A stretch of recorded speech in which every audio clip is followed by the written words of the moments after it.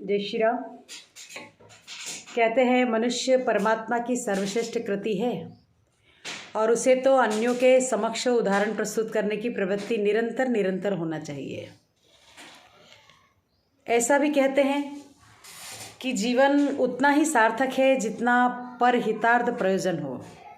एक कथा है कि शतायुध राजा प्रजा निरीक्षण के लिए एक संध्या के समय बाहर की ओर निकले और एक जर्जर कुटिया में जंगल के बीचों बीच देखा कि एक जर्जर कुटिया बनी हुई है। उसमें प्रवेश किया तो जाकर देखा कि एक शतायु आयु के वृद्ध, माथे पर सलवटें, केश श्वेत हो रहे हैं, दांत टूटे हुए हैं और बहुत ही झुके हुई अवस्था में चलते हुए दिखाई दिए। राजा ने पूछा, देव आपकी आयु कितनी है? तो उन्होंने कहा 5 वर्ष। फिर एक बार पूछा कि आपकी आयु कितनी है? पुनः वही बात दोहराई कि 5 वर्ष।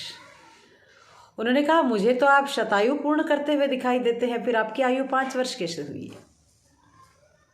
वृद्ध व्यक्ति ने कहा अभी अभी ज्ञान उपजा है और अभी तक तो पशु प्रयोजनों के निमित्त में जीवन व्यापन कर रहा था, किंतु जैसे ही ज्ञान उपजा तो परमार्थ प्रयोजन की ओर प्रवृत्त हुआ और अभी इस प्रयोजन पर चलते चलते मुझे 5 वर्ष ही हुए हैं।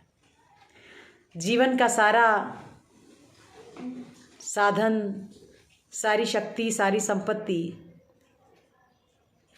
पशु प्रयोजनों की ओर, संतान, सुख, समृद्धि, मकान, जमीन, इन चीज़ों पर लगाता रहा, किंतु पिछले दिनों से ज्ञान उपजा और परमार्थ प्रयोजन की आयु जितनी है वो 5 वर्ष है, इसलिए अभी मेरी आयु केवल 5 वर्ष की है। हमारे जीवन में भी ऐसा ही है। जीवन में जब से समझ आना प्रारंभ होती है तब से लेकर के वास्तविक समझ आते आते हम परमार्थ प्रयोजन की ओर बढ़ नहीं पाते हैं और जब परमार्थ प्रयोजन के मार्ग पर प्रशस्त होने लगते हैं तब तक आयु बहुत आगे निकल जाती है।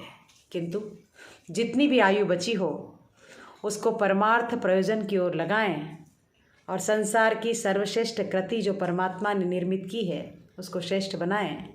इसी के साथ जय श्री राम, वंदे मातरम।